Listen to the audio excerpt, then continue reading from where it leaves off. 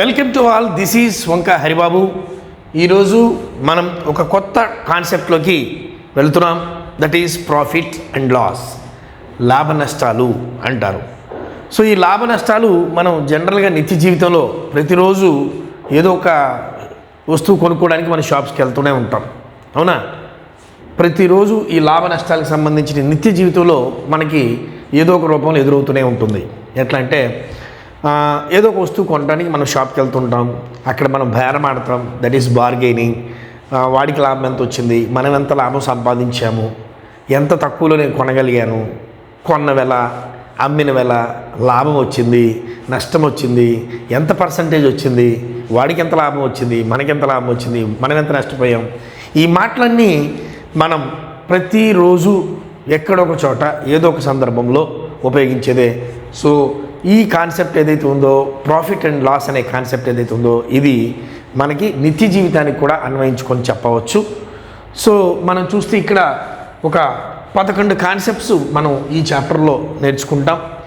So concept 1 వచ్చి basics, అంటే జనరల్గా అసలు ప్రాఫిట్ అంటే ఏంటి, లాస్ అంటే ఏంటి, ప్రాఫిట్ పర్సంటేజ్ని ఎలా కడతారు, లాస్ పర్సంటేజ్ని ఎలా కడతారు, ఇంత డబ్బులకి ఎంత వస్తే ఎంత ప్రాఫిట్ వచ్చినట్టు, అట్లా మనం బేసిక్స్లో మాట్లాడుకుంటాం.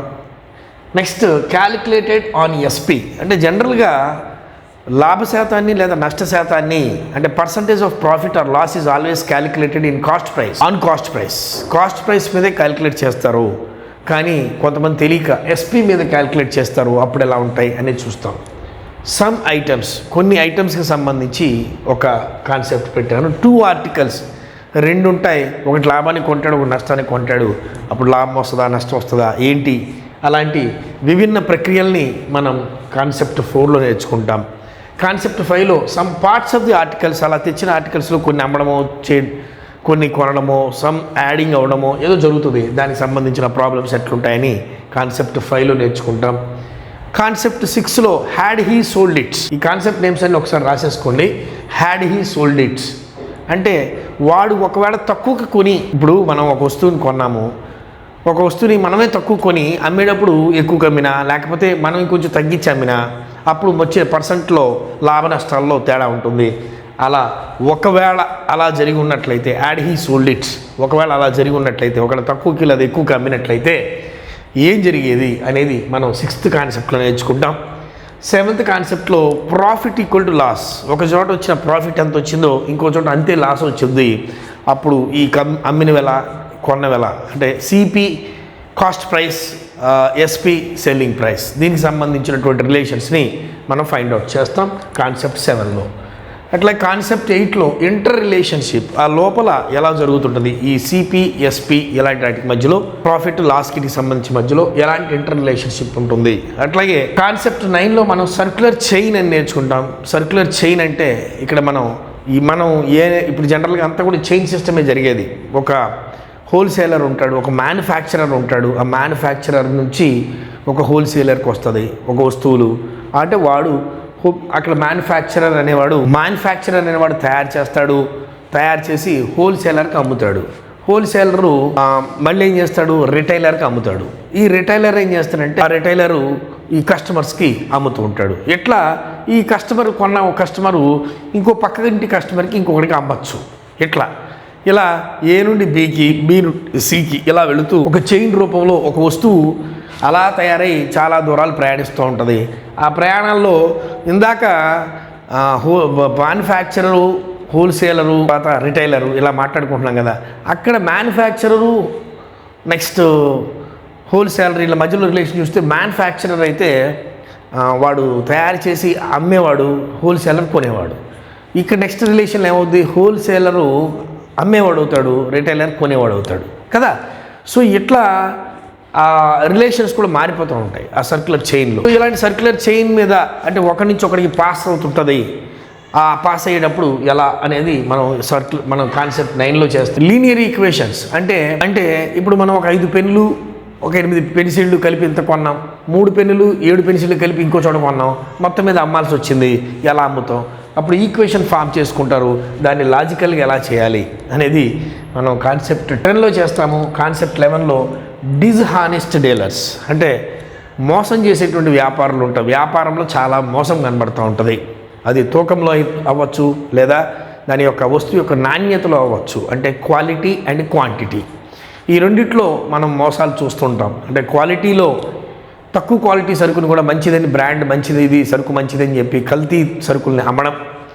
అట్లాగే కేజీ వెయిట్ బదులు తక్కువ వెయిట్ వేసి అక్కడ ఉండాల్సిన 100 కేజీలు ఉండాల్సింది కానీ 80 కేజీలే కనబడతాయి మన ఇంటికి వెళ్ళిన తర్వాత. అలా తూకంలో మోసం కానీ, లేకపోతే దాని యొక్క నాణ్యతలో మోసం కానీ చేయడం జరుగుతుంది.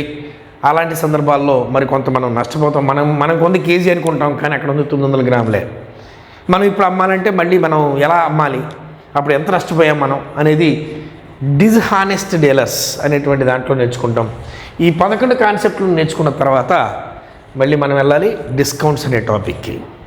ఎందుకంటే ప్రాఫిట్ అండ్ లాస్ అండ్ ఇంకొక దీంట్లో మెర్జ్ అయి ఉన్నటువంటి ఒక కాన్సెప్ట్ డిస్కౌంట్స్. ఇది ఇంకొక చాప్టర్ లాగా డిస్కౌంట్స్ని మనం డిస్కస్ చేస్తాం. సో ఇట్లా మొత్తం మీద ప్రాఫిట్ అండ్ లాస్ అనేటువంటి లాభ నష్టాలు అనేటువంటి ఈ చాప్టర్లో మనం ఈ అన్ని రకాల కాన్సెప్ట్స్ని కాన్సెప్ట్ వైజ్గా నేర్చుకోవడం వల్ల మీ జాబ్ ఎగ్జామ్స్కి సంబంధించి, కాంపిటేటివ్ ఎగ్జామ్స్కి సంబంధించి ఎలాంటి బిట్ వచ్చినా మీరు చేయగలరు. After watching and after learning with my classes you can solve any problem అన్నట్టుగా మనం క్లాసెస్ని చాలా చక్కగా తీర్చిదిద్దాం. ఈ క్లాసెస్ని మీరు మీ ఫ్రెండ్స్కి షేర్ చేయడం వల్ల మరి చాలామందికి ఈ క్లాసెస్కి సంబంధించినటువంటి ఇన్ఫర్మేషన్ అయితే పాస్ అవుతుంది. కాబట్టి మీరు ఒకసారి ఈ కాన్సెప్ట్స్ అన్ని రాసుకునే ప్రయత్నం అయితే చేయండి. Concept 1 basics, concept 2 calculated on SP, concept 3 some items, concept 4 2 articles, concept 5 some parts of the articles, concept 6 had he sold it, concept 7 profit equal to loss, concept 8 interrelationship, concept 9 circular chain, concept 10 linear equations, concept 11 dishonest dealers and discounts. So ఇక్కడ మీరు ఈ 11 topics మనం నేర్చుకుంటాం. ఈ 11 topics నేర్చుకునే ముందు మీరు చేయాల్సిన పని ఏంటంటే, ఫస్ట్ చాప్టర్లో మీరు ప్రాఫిట్ అండ్ లాస్ని కాకుండా ముందు ఈ లోపుగా మీరు రేషియో అండ్ ప్రపోర్షన్ అట్లాగే పర్సంటేజెస్ ఈ 2 కంప్లీట్ అయితేనే ఈ చాప్టర్ మీద మంచి గ్రిప్ అయితే ఫామ్ అవుతుంది. సో డైరెక్ట్గా ప్రాఫిట్ అండ్ లాస్ అనే టాపిక్లోకి వెళ్లకుండా మీరేం చేయాలి, గతంలో నేను చెప్పినటువంటి పర్సంటేజెస్ అనే చాప్టర్ పూర్తి చేసుకోవాలి. అట్లాగే మన రేషియో అండ్ ప్రపోర్షన్ అనే చాప్టర్ని కూడా పూర్తి చేసుకోవాలి. ఎందుకంటే ఈ లేటరు ఇనీషియల్ అండ్ లేటర్ ఇలాంటి కాన్సెప్ట్స్ అట్లాగే రేషియోస్ ద్వారా మనం చాలా సమస్య సాల్వ్ చేస్తాం. జనరల్గా ఇది ఫార్ములా బేస్డ్ టాపిక్, కానీ ఫార్ములాస్ని యూజ్ చేయకుండా ఎక్కువ లాజిక్స్ని యూజ్ చేస్తూ ఎక్కడో అవసరమైన చోట ఫార్ములా యూజ్ చేసుకుంటూ, అంటే చాలా పెద్దగా లాజికల్గా చాలా పెద్దగా సాల్వ్ చేయాల్సిన చోట చిన్న ఫార్ములా ద్వారా స్పీడ్గా చేయొచ్చు. సో అలాంటి సందర్భంలోనే ఫార్ములా యూజ్ చేస్తాం. లాజిక్తోనే నేను దీన్ని చెప్పడం జరుగుతుంది. అంటే మీరు పర్సంటేజెస్ అట్లాగే రేషియో అండ్ ప్రపోర్షన్ మీద మంచి గ్రిప్ ఉంటే ఈ చాప్టర్ అయితే మీకు ఈజీగా అర్థమవుతుంది. తొందరగా చాలా వితిన్ సెకండ్స్లో మీరు క్వశ్చన్స్ని అయితే సాల్వ్ చేస్తారు. ఓకే, సో మనం కాన్సెప్ట్లోకి వెళ్ళిపోదామా? ద ఫస్ట్ కాన్సెప్ట్ హెడింగ్ పెట్టుకోండి. అలా if you take your notes and keep the heading first concept basics. So ఇప్పుడు ప్రాఫిట్ అండ్ లాస్కి సంబంధించి అసలు నీకేం తెలీదు, 0 లెవెల్లో ఉన్నావు అనుకుంటూ స్టార్టింగ్ బేసిక్ 0 లెవెల్ నుంచి హీరో లెవెల్కి మార్చేటువంటి ప్రయత్నం అయితే నేను చేస్తాను. అసలు ఏం రాదు, నీకేం రాదు, తెలియదు అన్న స్టూడెంట్ కూడా మరి నా క్లాసెస్ కనెక్ట్ అవ్వాలనే ఉద్దేశంతో లీస్ట్ స్థాయి నుంచి హైయెస్ట్ స్థాయికి చెప్పడం జరుగుతుంది. సో మనం నెక్స్ట్ క్లాసుల్లోకి వెళ్ళిపోదాం. Thank you very much.